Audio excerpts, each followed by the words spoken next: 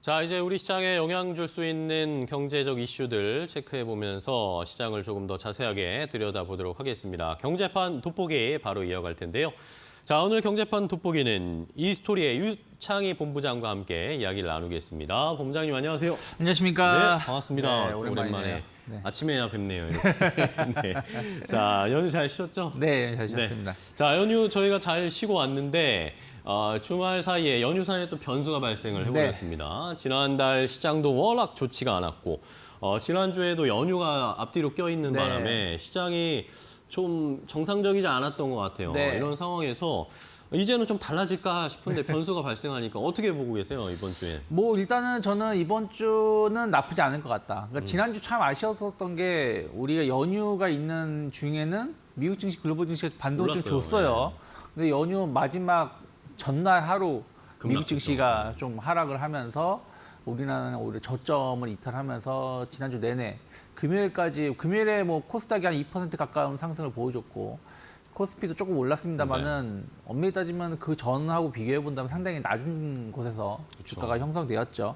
일단은 이번 하락의 가장 큰 문제는 이제 미국채 금리가 급등하는 부분들이었습니다. 그러다 보니까 이제 고금리가 장기화될 수 있다는 우려감들이 우리나라뿐이 아니라 전 세계에 퍼지면서 저는 한 4.7% 정도까지는 생각 못했어요. 한 4.67 정도까지는 생각을 했는데 거의 뭐 5% 가까운 10년물 기준으로 5% 가까운 상승을 보이다 보니까 글로벌 증시가 한 번 더 흔들림이 좀 나왔었다라고 보고 있고요.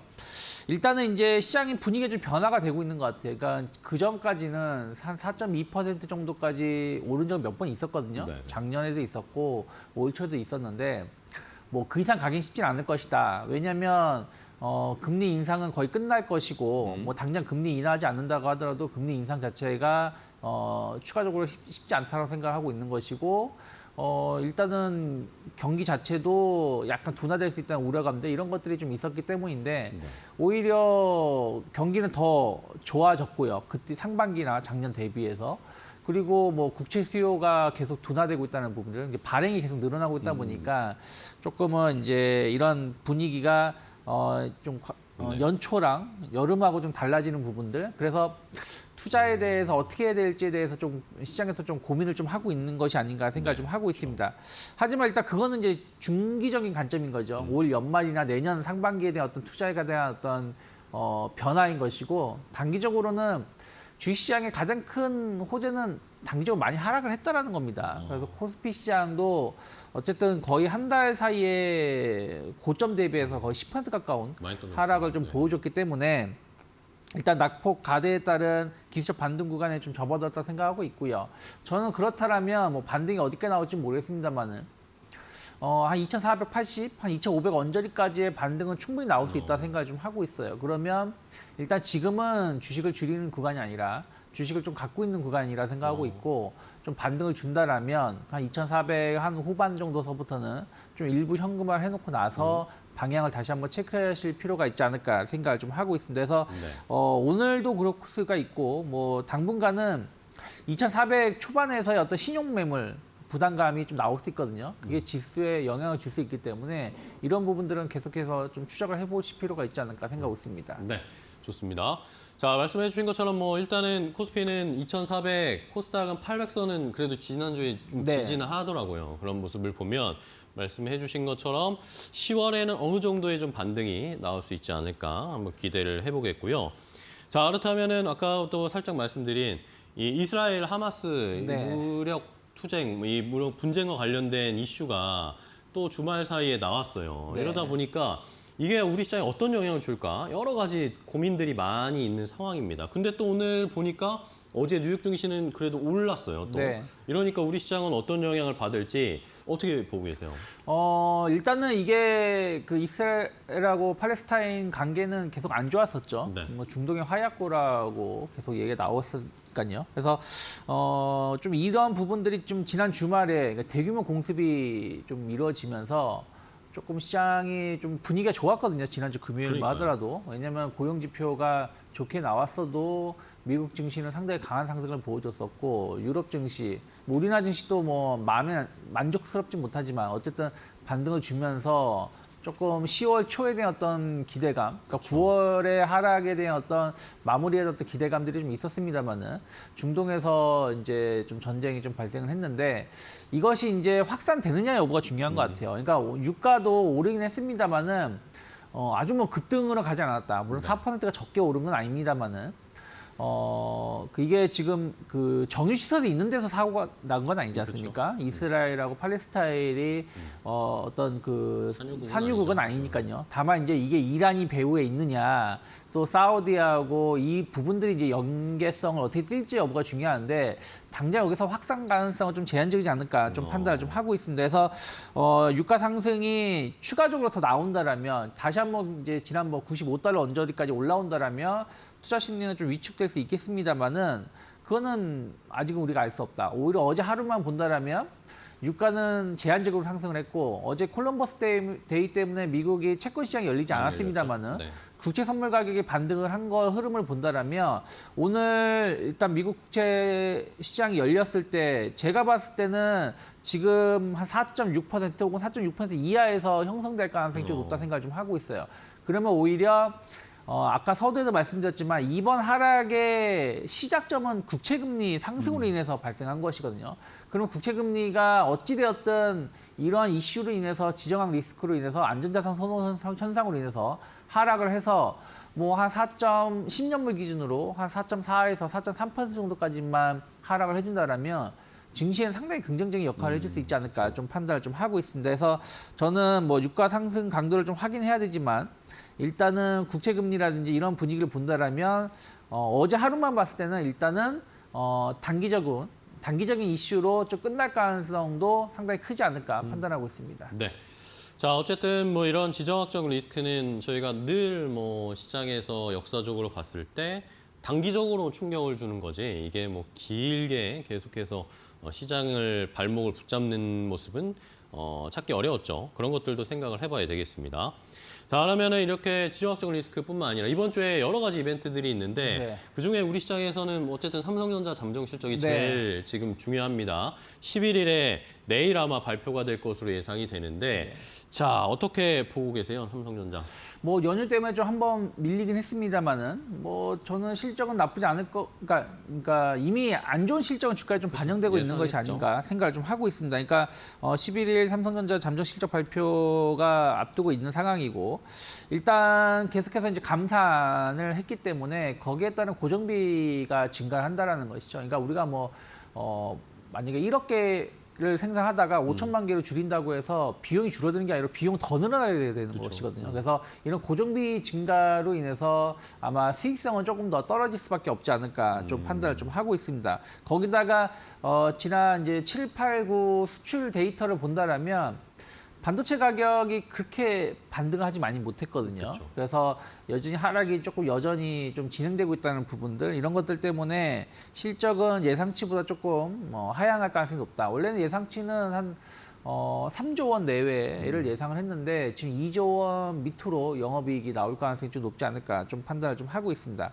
하지만 실적이 중요한 게 아니라 이번에도 마이크론 실적을 보시면 예상에 좀 부합하는 모습이었습니다. 그러니까 예상에 부합했다는 게 뭐냐면 실적이 좋았다는 뜻이 아니라 업황 바닥이 2분기 때 확인됐다는 것이 확인되면서 이제 주가는 당일에는 하락을 했지만 그 다음에 주가가 좀 강하게 반등을 줬던 것처럼 2분기 업황이 바닥이라는 것을 확인시켜 주는지가 상당히 중요하지 않을까 좀 판단을 좀 하고 있습니다. 그래서 4분기서부터 만약에 2분기가 바닥이었고 3분기의 실적이 어느 정도 물론 잠전 실적이라서 세부 항목은 나오지 않는데 어찌되었든 전체 금액을 통해서 세부 항목을 어느 정도 추정을 해볼 수 있는 것이기 때문에 2분기가 바닥이었다는 게 확인된다라면 아마 4분기 혹은 내년 1분기에 대한 실적에 대한 어떤 기대감들이 나오면서 주가는 반등할 수 있지 않을까. 최근에 보면은 하이닉스는 올라왔는데 삼성전자 오히려 저점을 좀 이탈하면서 66,000원대까지 하락을 했거든요. 그래서 그런 부분들이 실적 우려감들이 이미 주가에 좀 반영되었다라고 좀 보고 있습니다. 그래서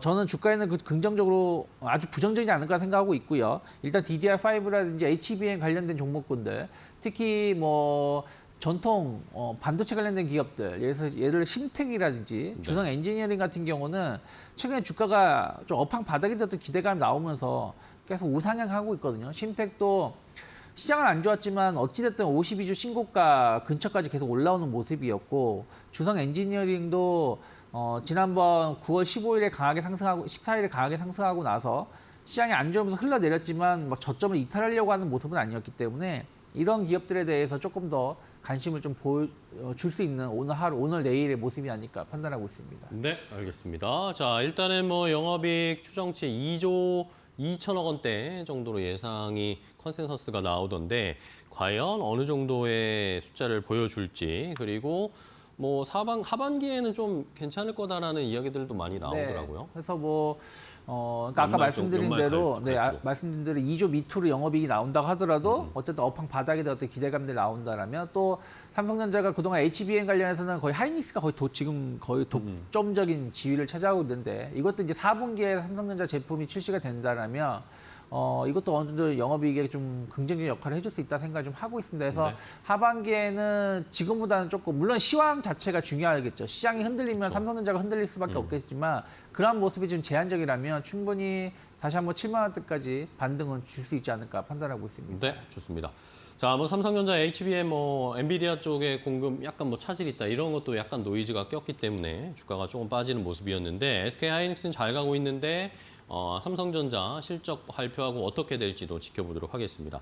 자, 그리고 시장이 워낙 또 어렵고 투자자분들이 지금 어떻게 해야 될지 모르겠다, 어렵다 호소하시는 네. 분들이 많아요. 그러다 보니까 좀 투자 안정적으로 가야겠다. 이런 심리들이 지배적인데 그러다 보니까 경기 방어주 쪽으로 역시 또 관심이 쏠립니다. 그리고 네. 연말 가니까 또 그냥 배당으로 가자 이런 네. 생각도 많이 하시는 것 같고.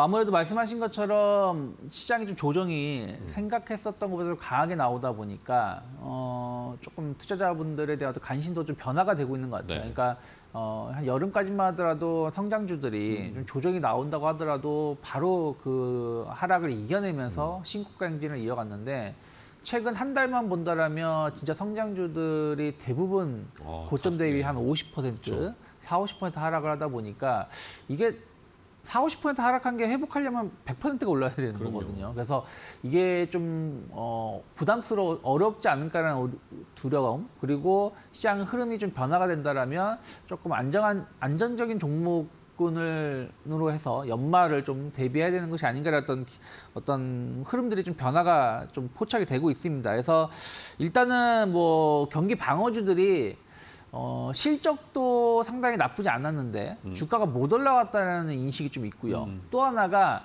약간 정부 규제로 인해서 주가가 못 올라갔던 것도 있습니다. 예를 들어서 은행주들, 네. 뭐 배당 연초만 하더라도 많이 하지 말아라 이런 이슈들이 있었는데 최근 들어서는 배당에 대해서 특별하게 언급하지 않겠다 이런 금감원장의 얘기도 좀 있었고요. 그리고 음식료 업종군들 보신다라면 뭐 좀 정부가 좀 가격을 인하를 했으면 좋겠다. 여름에 이런 이슈가 좀 있지 않았습니까? 그래서 가격을 인하했어요. 인기 없는 제품들로 인해서. 그러니까 실적에 영향이 거의 없죠. 그리고 곡물 가격 보시면 오히려 저점을 이탈했습니다. 그러니까 그때 그 러시아 곡물 협정이 안 되고 나서 일시적으로 올랐습니다만 오히려 계속해서 하락세를 보이다 보니까 오히려 수익성은 좀 개선될 수 있는 부분들이 좀 있다라는 것이죠. 그리고 뭐 통신주들도 같은 경우도 본다라면 정부 규제가 조금 완화되는 부분들이 좀 있습니다. 그래서 실적이 좀 좋은 기업들 그리고 뭐라 그럴까요? 배당을 좀 높이려고 하고 있는 흐름들이 좀 나오고 있기 때문에 은행주들 최근에 주가 흐름 계속 좋은 흐름을 이어왔고요. 그래서 KB금융 같은 경우 계속해서 꾸준히 관심을 가져볼 필요 있다 생각하고 있고요. 그리고 뭐 농심 같은 경우 계속 신고가입니다. 뭐 아까 앞에서도 뭐 오리온 말씀하셨지만 농심, 뭐 삼양식품 특히 이제 겨울로 갈수록 이제 국물 라면들이 또 판매가 좀 잘 될 수밖에 없는 부분들이기 때문에 그러한 것들이 또 농심이 좀 강점을 가져갈 수 있지 않을까 생각을 좀 하고 있고요. 그리고 기아 같은 기업들도 주목을 해볼 만합니다. 왜냐하면 실적이 상당히 3분기도 상당히 좋게 나올 수 있거든요. 왜냐하면은 7, 8, 9월 달 수출이 증가된 섹터가 자동차, 조선 이런 몇 개의 섹터밖에 없기 때문에요. 그렇다면 안정적인 실적은 나올 것이고 현재 기아 같은 경우는 작년 배당을 기준으로 올해 평가를 해본다라면 한 6%까지도 현재 주가 수준에서 본다면 배당 수익률을 기대할 수 있거든요. 그러면은 주가는 실적 대비해서 못 올라간 부분들이 있고 연말 배당에 대한 어떤 기대감들 나온다라면 배당과 주가 차이까지도 좀 기대해 볼 수 있는 좋은 기업이 아닐까 판단하고 있습니다. 네, 좋습니다. 경기방어주 역시 시장이 어렵다 보니까 말씀해 주신 것처럼 실적이 탄탄하게 받쳐져 있으면서 또 못 간 종목이라든지 아니면 음식료 업종 최근에 이야기 많이 나오네요. 여기저기서 그런 것들을 좀 체크해 봐야 되겠고 마지막으로 배당까지 금융주 또 다시 봐야 할 타이밍이 왔습니다. 자, 그럼 마지막으로 말씀해 주신 것처럼 아까 뭐 성장주들에 대한 이 두려움이 좀 있습니다. 두려움이 생겨버렸어요. 네. 이런 것들 가지고 계신 분이나 아니면 여기에 오히려 지금 좀 들어가야 되나 이렇게 생각하시는 분들도 계실 것 같은데 이거 어떻게 대응하면 좋을까요? 일단은 뭐 성장주에 대해서는 반등은 줄 거예요. 그러니까 지난주 금요일에도 코스닥이 2% 가까운 상승을 보여준 것도 이들 종목군들이 강하게 반등을 주면서 올라온 거거든요. 근데 중요한 거는 이번에 이제 AI하고 로봇, 뭐 2차 전지, 바이오 관련된 종목군들이 크게 하락했어요. 특히 2차 전지보다는 2차 전지는 좀 쉬어가는 부분들이 원래 있었고, AI 헬스케어라든지 로봇이라든지 이들 종목군들이 9월 초까지 엄청난 상승을 보여주고 나서 9월 중순 이후 혹은 9월 초 이후에 그 상승을 다 되돌리는 하락이 나왔습니다. 단기적으로는 상당히 좋지 못한 흐름들이 나온 것이고 그렇다면 이것을 바로 회복하기 쉽진 않다. 그리고 지금 고금리가 해결된 것이 아니죠. 그래서 이런 부분들 본다면 성장주들은 오히려 금리가 높아질수록 피해를 볼 수밖에 없다 생각을 좀 하고 있습니다. 그래서 저는 가격 조정이 나왔음에도 불구하고 엄밀히 따지면 9월달 상승한 걸 되돌리는 정도 수준이다라고 생각하고 있습니다. 그래서 저는 가격적인 메리트는 아직은 없다. 그래서 기술적 반등은 나올 수 있지만 이것이 직전 고점을 돌파할 만한 힘은 부족하다 생각하고 있기 때문에 오늘이나 내일 정도 좀 반등이 나온다라면 저는 좀 비중을 줄이신 전략이 좀 필요하지 않을까. 오히려 현재 오를 때 쫓아가기에는 좀 부담스럽다라고 생각하고 있습니다. 네, 알겠습니다. 자, 이렇게 10월 시장 어떻게 될지 전반적으로 좀 정리를 해봤습니다. 찬바람이 불어오는데 10월 시장은 조금 좀 개선되기를 기대하면서 또 오늘 유창희 본부장님 좋은 인사이트 주셔서 감사하고요. 다음 시간에 또 뵙겠습니다. 네. 오늘 고생하셨어요. 수고하셨습니다. 고맙습니다.